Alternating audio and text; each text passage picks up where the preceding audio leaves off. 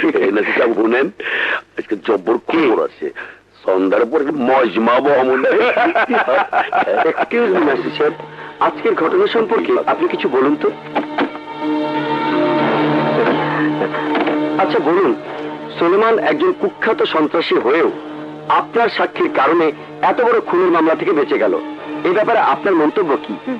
No comment please.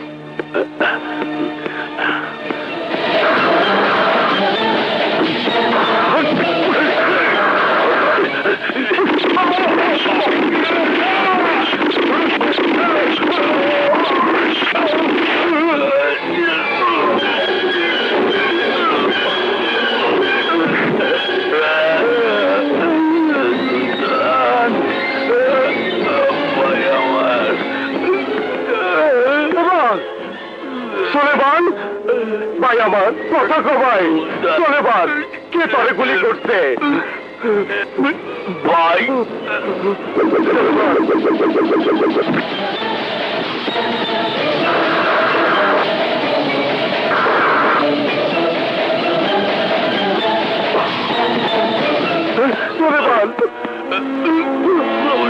Sulaiman,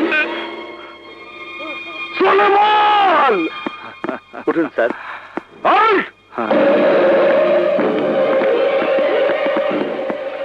you are under arrest. আমার অপরাধ, তুমি সুলেমানকে গুলি করে হত্যা করেছো। Thank you sir, thank you. গুলি করে হত্যা করছি শুনে বুকে আমি সাহস পেলাম, কারণ ডিপার্টমেন্ট থেকে যে কয়টা গুলি আমারে দিছে সব গুলি আমার কাছে আছে স্যার।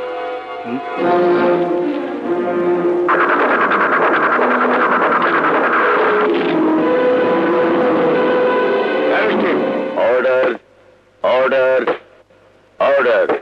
ইউর অনার, আদালত থেকে ছাড়া পেয়ে সুলেমানকে নিয়ে আমরা যাচ্ছিলাম। আমার চোখের সামনে এই ইন্সপেক্টর আজাদ সুলেমানের বুকে গুলি চালিয়ে সুলেমানকে নৃশংসভাবে হত্যা করেছে। Your honour.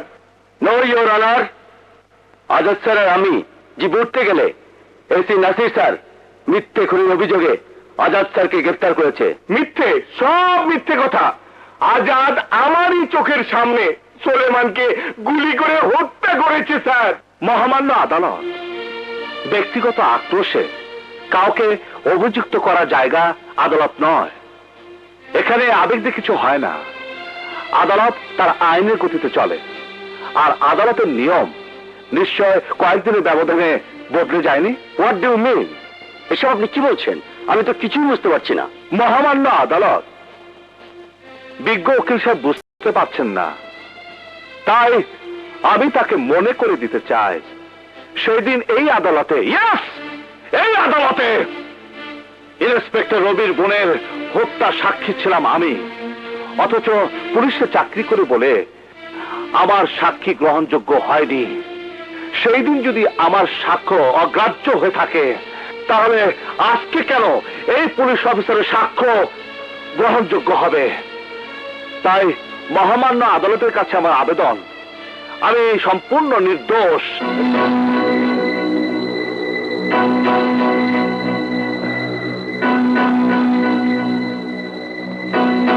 সমস্ত সাক্ষ্য প্রমাণের ভিত্তিতে আদালত ইন্সপেক্টর আজাদকে এই মামলা থেকে অব্যাহতি দিচ্ছে এবং তাকে চাকরিতে সসম্মানে পুনর্বহালের নির্দেশ প্রদান করছে।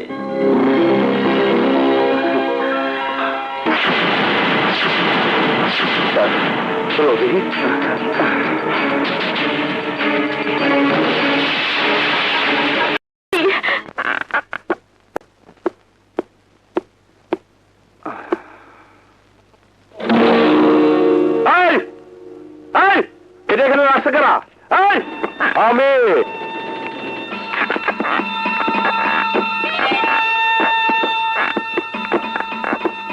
তোমার সততার পুরস্কার। আরে আরে, করেন কি হ্যাঁ? শুনছি আপনার শিক্ষিত, কিন্তু এত মূর্খ তা তো জানতাম না। তোমার যে পুরস্কার দিলাম তার অর্থ অবশ্যই বুঝছো অফিসার? বুঝছি, ভালো করে বুঝছি। সুলেমানের মৃত্যুর পর আপনার মনে ভয় ঢুকে গেছে, ভাবতেছেন কখন কে আপনারে কুত্তা বিলাইয়ের মতো মাইরা রাস্তায় ফেলা রাখবো, তখন কাফনের কাপড় বাইককে নাও জুটতে পারে।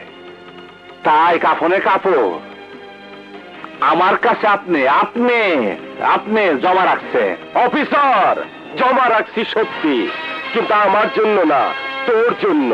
আমি কাফনের কাপড় পইরা কবরে যাই না, ক্ষুধা চাহে তো এই পোশাক পরে যাবো। তোর এই স্বপ্ন আমি পূরণ হইতে দিব না অফিসার। তুই আমার বাইরে হত্যা করছস, আমার ডান হাতটা কাইটা ফলাইছস, আমার বুকের ভিতর প্রতিশোধের আগুন জ্বালাইছস।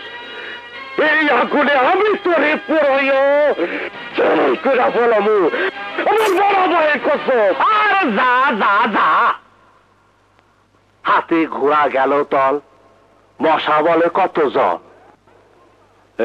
সুলতান, তোর মতো সন্ত্রাসীরা এই দেশে যে সন্ত্রাসের আগুন জ্বালাইছস, সেই আগুনে জনগণ পুইরা বাজা বাজা বাজা বাজা হইয়া গেছে। এবার ফেরত নেবার পালা। হ্যাঁ, ফেরত নেবার পালা। আমি দিব, সবাই শুরু। তোর বাইক আছে, এবার তুই যাবি। একটা কথা বলে রাখিস, তুই আর বাঁচতে পারবি না, পারবি না। খুদার কথা আমি সিরিয়াসলি কইতেছি, তুই আর বাঁচতে পারবি না।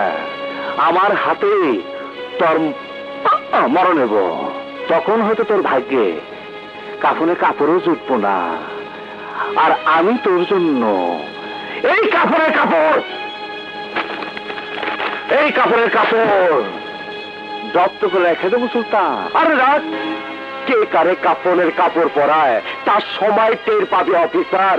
আর একটা কথা, কথায় কথায় এই পোশাকের বড়াই করস, নির্বাচনে জিতা তোর এই পোশাক আমি খুইলা নিমু।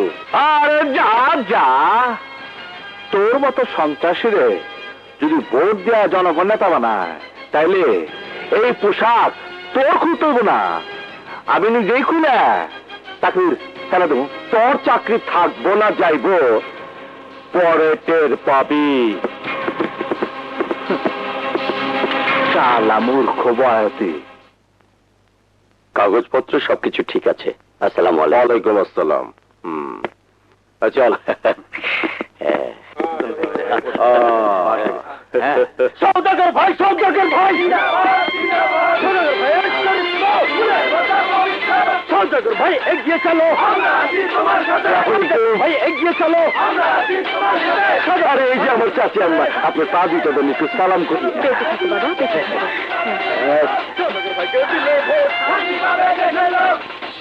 ওই সদাগর চললি বললি, তুইও ইলেকশনে খারাইলি। দাম দাম, দুই দাম, তিন দানে পাংখা।